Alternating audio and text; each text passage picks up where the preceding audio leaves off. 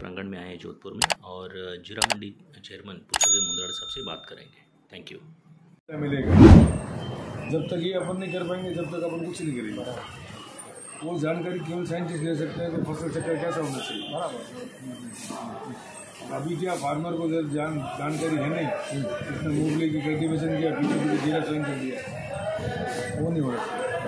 जीरे के लिए यथावत टेम्परेचर क्या होना चाहिए कि भाई 27 से 30 डिग्री के आसपास टेम्परेचर हो तो स्वयं करें।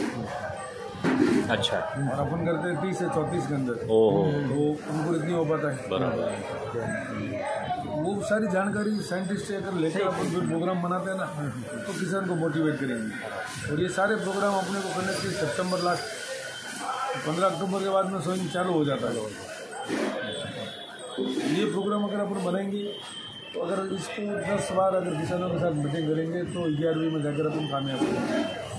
अपन सोचते एक मीटिंग में कामयाब हो जाए नहीं, क्योंकि पूरे एरिया में अगर 1000 फार्मर है तो अपन एक साथ 1000 को भी इन्वाइट करेंगे, लेकिन 200 से 300 लोग ज़्यादा पहुंच नहीं पाएंगे। तो उसके लिए भी एक चीज़ ये भी जानकारी जरूरी है अपने को कि भाई मान लो ये पेस्टिसाइड बैन है और ये बीमारी लग गई है, तो उसके लिए आप ये चीज़ यूज में ले सकते हो जिससे आपकी फसल बच सकती है। जब किसान की फसल खराब होगी या वो फसल ख़त्म हो रही है तो उसके बचाने के लिए किसान कुछ ना कुछ करेगा। अगर आप उसका अल्टरनेट से नहीं बताओगे तो वो मार्केट में जाएगा और वो चीज़ लाकर उसमें स्प्रे करेगा, तो फिर अपने मोटिवेट करने का मतलब ही नहीं है। अपने पास अल्टरनेट होना चाहिए कि एक ही जगह सब्सिडी बी, प्लान सी, 3 तरह के प्लान होने चाहिए।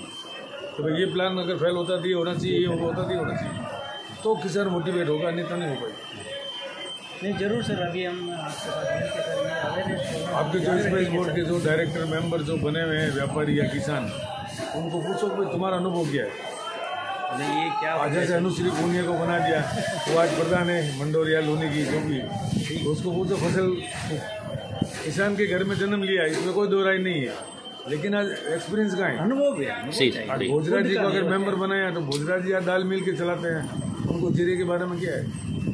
जब तक अगर आप मान लो फील्ड से आप नहीं बनाओगे, जब तक आपके चक्कर चैन चलेगी, एक्सपीरियंस जो ग्राउंड लेवल पे नॉलेज होना है। हम खेती नहीं करते लेकिन हमारे को नॉलेज पूरा है। नहीं, आप तो प्रैक्टिकल है ना सर, प्रैक्टिकल। मैंने जो जनवरी में जो टीमें बनाकर सर्वे करवाया था और जो डाटा है, जो डाटा कलेक्ट किए, उसके हिसाब से हमने फसल का आंकड़ा निकाला, वो आज की तारीख में सटीक है। उस समय फसल खेत में खड़ी थी, सुनील साहब वहाँ मौजूद थे, इनको सारी जानकारी है। और वो डाटा आज भी, वो डाटा सिर्फ बेस हमारा एक्सपीरियंस है। हम देखते हैं जनवरी फरवरी में आगे आने वाला वेदर कैसा रहेगा, उस वेदर से क्या चेंज हो सकता है। वो हमें लगा वेदर खराब रहेगा, उस वेदर का इफेक्ट है, उससे फसल कमजोर रहेगी। अगर जो सोइंग थी उसके हिसाब से अगर फसल आती तो नो डाउट ये भाव नहीं बनती। सही है। नहीं, वही मेन रीजन वही है। सोइंग था 85 लाख बोरी का, लेकिन क्रॉप आज में 50 लाख बोरी का ही है, तो 35 लाख बोरी शॉर्ट चल रहा है, शॉर्टेज की तेजी है। आने वाले समय में भाव को देखते हुए जीरा का कल्टीवेशन एरिया बहुत जबरदस्त बढ़ेगा। और सर बीज का भाव देख सर, आप क्या मान बीज लेंगे? का भाव 1000 रुपये किलो से नीचे नहीं मिलेगा। 1000 में मिल जाए तो अच्छी बात है। बाप रे। नहीं, इसके लिए सर आप थोड़ा राज्य सरकार या जो भी मिल के सर बीज आदत दाम में अच्छा बीज देना चाहिए। देखो आज की तारीख में सबसे पहले राज्य सरकार की फेलियर है या इंडियन गवर्नमेंट की भी फेलियर मानते हैं अपन, कि अभी तक जो गुजरात में 2000 में अवनी बीज तैयार किया, इसकी नई वैरायटी आज दिन तक रिसर्च नहीं हुआ। राजस्थान की क्लाइमेट में, गुजरात की क्लाइमेट में जमीन आसमान का अंतर। अच्छा। यहाँ से 7 डिग्री 6 डिग्री टेम्परेचर नीचे रहता है। अवनी बीज वहाँ के लोकल वेदर के हिसाब से सब्सिट्यूट अच्छा है, अपने यहाँ का अच्छा नहीं। अपना जो रिसर्च सेंटर जो जॉबनेर में बना हुआ जयपुर के पास में, अगर उस रिसर्च सेंटर के अकॉर्डिंग 5 किलोमीटर एरिया में भी जीरे की खेती नहीं होती है, अकॉर्डिंग होती नहीं। सही है। अगर वो रिसर्च सेंटर जोधपुर आए, जयपुर और जोधपुर का भी टेम्परेचर में 4 डिग्री का अंतर है, हवा पानी सब चेंजेज है, तो यहाँ के अकॉर्डिंग अगर वो सीड रिसर्च करके तैयार करते हैं तो किसान का उसका आउटपुट मिलेगा। अभी किसान को 1 बीघे में 130 किलो 140 किलो मिलता है, जबकि गुजरात में 1 बीघे में 300 से 350 किलो मिलता है। तो अब गुजरात की खेती धीरे धीरे ख़त्म हो रही है। ख़त्म ऐसे हो रही है कि उसकी ज़मीन की ताकत ख़त्म हो गई है। अगर इस जीरे की क्रॉप को जिंदा रखना है तो उसके लिए एकमात्र सारा राजस्थान में, पश्चिमी राजस्थान में। अगर यहाँ आप स्पाइस बोर्ड हो, चाहे एग्रीकल्चर यूनिवर्सिटी हो, एग्रीकल्चर डिपार्टमेंट हो, APMC हो, सामूहिक प्रयास नहीं करेंगे तो आने वाले 5-10 सालों में राजस्थान की भी खेती कमजोर हो जाएगी। इस खेती को अगर बढ़ाना है तो इसके लिए प्रयास करना पड़ेगा। जरूर जरूर। अरे आवड़ काट रहे डलो ये काटे जीरा चढ़ेगा तो उटीर कट काट दो आवड़।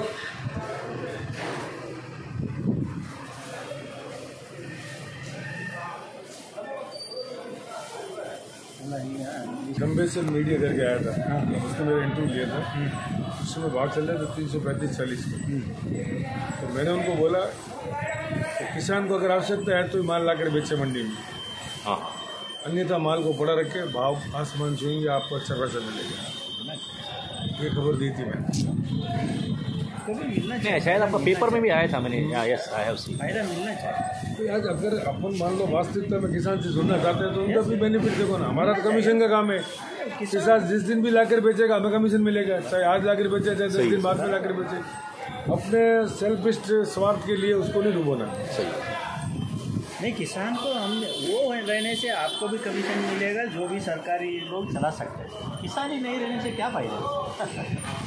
वो खेती ही छोड़ दिया तो फिर ये चीज़ ही नहीं आएगा, माली उत्पादन नहीं होगा, किसी को खाने को भी नहीं मिलेगा। दूसरा अभी क्या है कि जो एनसीटेक्स हो रहा है ना, एनसीटेक्स में जो वॉलेटाइल चल रहा है सट्टाबाजी, इस पर भी सरकार को कहीं ना कहीं अंकुश देना चाहिए। तो जो पैरामीटर है 10-5 लोगों का सेटिंग रहता है एनसीटेक्स से, वो हल्का माल डाल देते हैं तो आगे जाकर कहीं ना कहीं धोखा होता है लोगों के साथ। तो एनसीटेक्स में जहाँ कहीं भी सैम्पलिंग होती है, जैसे मान लो ऊंझा में सैम्पलिंग है, ऊंझा में स्टोर हो रहा है, उसकी सैम्पलिंग के लिए बॉम्बे से अलग टीम आई, वो सैम्पलिंग करे। ये ऊंझे वाले की सैम्पलिंग करते हैं, 500-1000 रुपये में पहले वाले माल को पास कर देते हैं। अब इंडिया में भ्रष्टाचार कितना बड़ा हुआ है वो आपसे भी छिपा हुआ नहीं। सर यहाँ क्यों नहीं होता? यहाँ भी एक्चुअल में क्या 1-2 सेंटर ही है, ज़्यादा सेंटर है नहीं। वो होगा तो सर ठीक। सब जगह होता है, सब जगह पैसा देके काम होता है। ये सिस्टम पूरे इंडिया को अंदर अंदर खोखला कर रहा है। ये आगे तक हमारा देश में कल भी एनसीटेक्स के वो जीरे के हेड आए हुए थे, क्योंकि क्या करें साहब, मैं कहा साहब हम तो आपसे इंटरेस्टेड नहीं। आज किसी व्यापारी अगर कोई एक्सपोर्टर माल ले रहा है और उसके साथ में हल्का माल आ जाए, उसको कितनी छूट लगती है? 500 रुपये किलो की चीज़ है, अगर 1% में भी हल्का माल आता है, क्विंटल पर 500 रुपये का फर्क पड़ता है। उसका मार्जिन 100 से 150 रुपये क्विंटल का, वो क्या नुकसान में काम करेगी? सब चीज़ें अलग अलग हो रही है, सरकार प्रयास कर रही है, लेकिन सफलता अभी तक नहीं मिल पाई है। जब तक आप प्रैक्टिकल लोगों को नहीं जोड़ोगे साथ में, तब तक सफलता नहीं मिलेगी। अभी सर गवर्नमेंट की स्कीम्स भी अच्छे अनाउंस किए हैं अभी इसके लिए, प्रोसेसिंग के लिए, एग्री एक्सपोर्ट पॉलिसी में। सर गवर्नमेंट ने जो एग्रीकल्चर एक्सपोर्ट पॉलिसी दी है, या राजस्थान गवर्नमेंट ने नई योजना लगाने के लिए जो पॉलिसी दी, जो सब्सिडी दे रही है, उसका मैं आपके माध्यम से कहना चाहता हूँ, आप उसका वास्तव में वेरिफिकेशन कर लेना। सबों ने वेयर हाउस बनाए, छोटा मोटा प्लांट दिखा दिया केवल सब्सिडी खाने के लिए। उसको तो ये होना चाहिए जब तक प्लांट रनिंग में नहीं आएंगे तब तक सब्सिडी नहीं हुआ, सब्सिडी नहीं मिलेगी। वो अगर सरकार करती है, आपने प्लांट चालू किया, 50% सब्सिडी आपको सेकेंड डे मिल गई। आपने एक बिल बनाया, आपको सब्सिडी मिल गई, कम से कम 12 महीना 2 साल वो प्लांट चलता है। टर्म्स एंड कंडीशन होनी चाहिए, उसकी टर्म्स एंड कंडीशन। अच्छा, दूसरा तो APMC ने छूट दे रखी है मंडी शुल्क की, वो प्लांट लगा ही नहीं है और फैक्ट्री में बैठे बिल काट रहे हैं, सारा फर्जी बिलिंग कर रहे हैं, लाखों करोड़ों रुपए कमा लिए फर्जी बिलिंग से। सरकार ने उनको सब्सिडी दी है, रूप परिवर्तन की। जैसे मान लो वैल्यू एडिशन के लिए मैं इसबगुल का मेरा प्लांट है, तो मुझे इसबगुल में भूसी बनाकर बेचने पर छूट मिलेगी, लेकिन मैं चने का बिल काट रहा हूँ, सरसों का बिल काट रहा हूँ, गवार का बिल काट रहा हूँ, उसमें भी मैं मंडी की छूट ले रहा हूँ। इतना तक सार्थक नहीं सर, आपका ये पॉइंट है, वो लास्ट वाला है ना, वो बढ़िया पॉइंट है, सब होने के बाद सब्सिडी। बिल्कुल, तो एक्चुअली प्लांट बढ़ेंगे, नहीं तो क्या हो रहा है? It's point. तो अधिकारी है, उनको 2-3% कमीशन मिल जाता है, जो अपना CA है वो आपसे 1-1.5 लाख रुपए ले लेता है, सारा चैनल सेटअप है। क्या करें? नहीं sir, it is very valid point, होना चाहिए, सही होना चाहिए। Unless and until they can not develop. इसीलिए जो ग्रास रूट लेवल में जानकारी है, ऐसा लोग जो पॉलिसी डिसीजन करता है। हाँ, पॉलिसी मेकर्स को ऐसे ही जाएगी, तभी आप लोग का जो सलाह लेके बनाने से फायदा होगा ना सर। तो सरकार में जो भी अधिकारी है, चाहे गवर्नमेंट ऑफ इंडिया हो, चाहे गवर्नमेंट ऑफ स्टेट हो, सारे इसी रूम में बैठ कर जानकारी बनाते हैं। प्रैक्टिकल में कोई आता नहीं है। ई नाम परियोजना में गजेंद्र सिंह शेखावत लास्ट टेन्योर में एग्रीकल्चर स्टेट मिनिस्टर थे। हाँ, उनके साथ में भारत सरकार का कैबिनेट सेक्रेटरी और प्रिंसिपल सेक्रेटरी एग्रीकल्चर दोनों आए थे जोधपुर। राजस्थान मार्केटिंग बोर्ड के डायरेक्टर भी आए थे, मंडी सेक्रेटरी थे, एडिशनल डायरेक्टर थे। उनका ई नाम पर इसका ऑप्शन था। जीरा 200 रुपये में भी बिक रहा है, जीरा 100 रुपये में भी बिक रहा है। 100 वाला भी जीरा 200 वाला भी जीरा है। अब फोटो पिक्चर में कैसे पहचानोगे 100 का जीरा 200 का? समझ भी नहीं आएगा। जब तक जीरे की क्वालिटी हाथ में नहीं आएगी, उसका वेट, उसका परफ्यूम, उसका कलर, उसकी शाइनिंग, वो तो हाथ में आने पर मालूम पड़ेगी। ये नाम आपका फिर ले। तो मैंने 4 डेयरी का ऑप्शन करवाए थे मंत्री जी के सामने। अच्छा, वो जो प्रिंसिपल सेक्रेटरी था वो देखते रह गया कि ओके वास्तव में क्या हो रहा है। हाँ, और अभी भी जो डागा जी CRPCP के मेंबर बने, अभी बने, उन्होंने वो भी डिस्कशन चल रहा। तो एक दिन ई नाम की पूरी इंडिया की टीम को यहाँ ला रहे हैं मंडी में मेरे से चर्चा करने के लिए कि क्या फायदेमंद है, क्या नुकसान हो रहा है। गवर्नमेंट ने ई नाम मंडी जोड़ दी।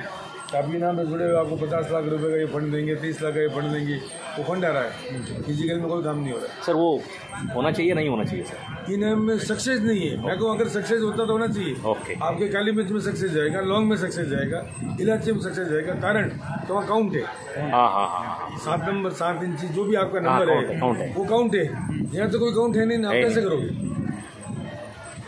वहाँ सक्सेस जा सकता है आपके, चाय में सक्सेस जा सकता है, टी में हाँ, यहाँ नहीं जाएगा सक्सेस। केरल की डिमांड अलग रहेगी, केरल का सप्लाई अलग रहेगा, केरल का बिजनेस ट्रेड अलग रहेगा, केरल का फार्मर अलग रहेगा।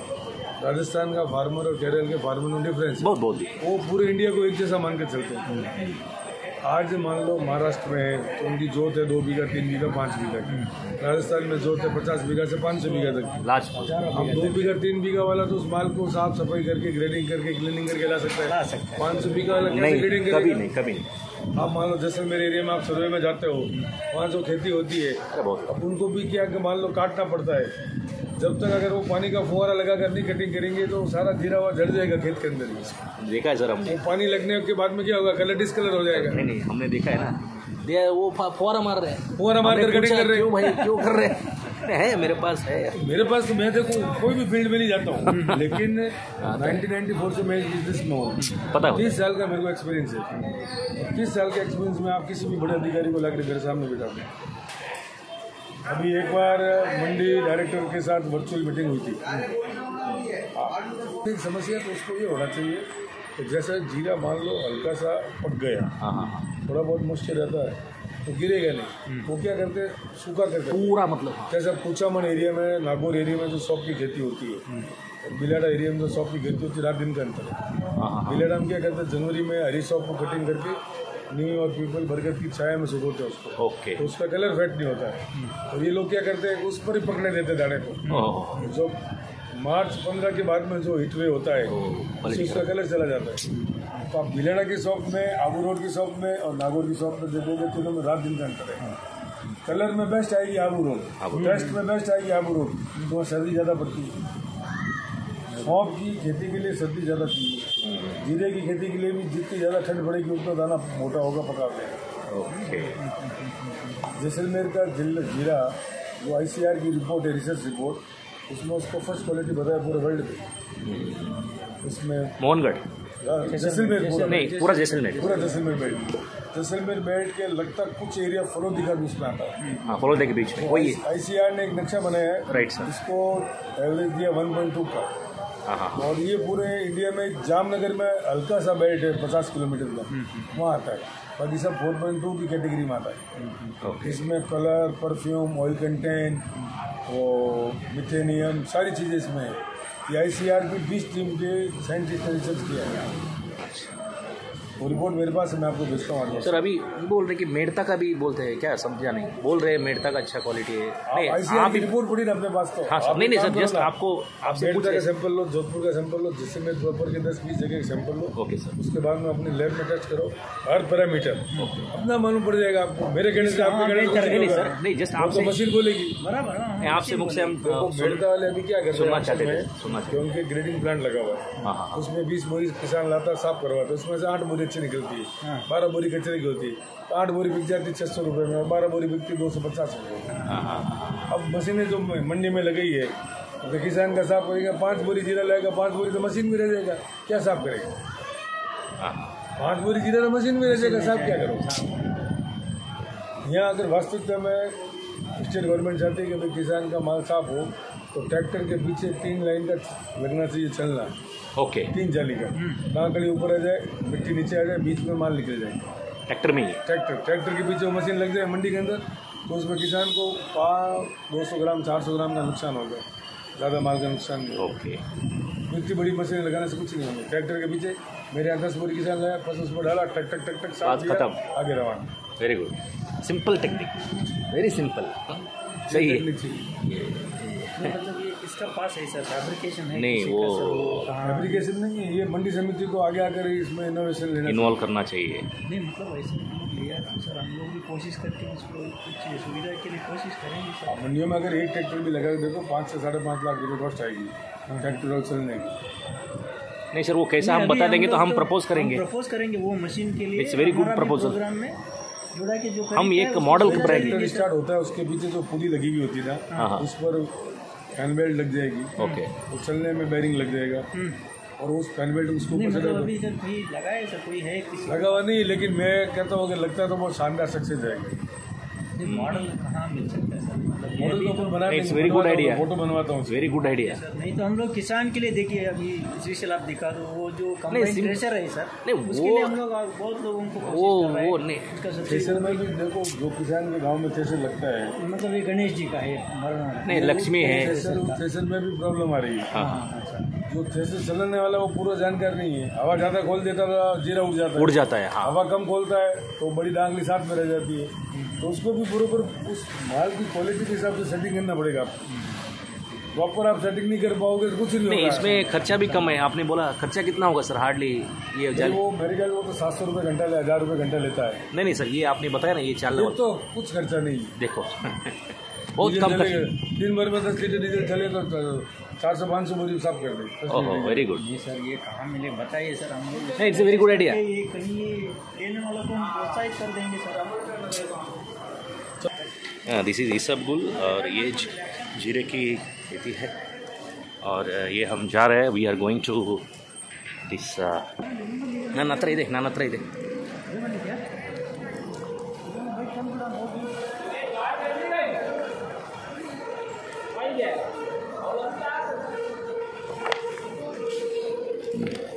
ये धनिया है,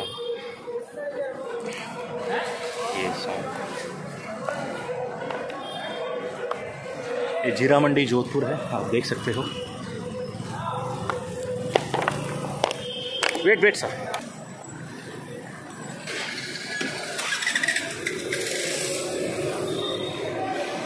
ओहो, ये माहेश्वर इंडस्ट्रीज आपका है।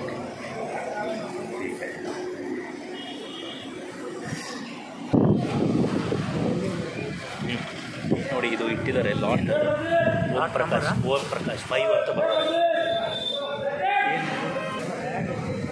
ಎಲ್ಲ ಇದು 3 ಕೇಶಾರಾಮ್ 3 ಬ್ಯಾಗ್ಸ್ ಅಂತ ಹಾಂ 3 ಬ್ಯಾಗ್ಸ್, ಇದು 5 ಬ್ಯಾಗ್ಸ್, ದಿಸ್ ಈಸ್ 10 ಬ್ಯಾಗ್ಸ್, ಇದನ್ನು ಓಂ ಪ್ರಕಾಶ್।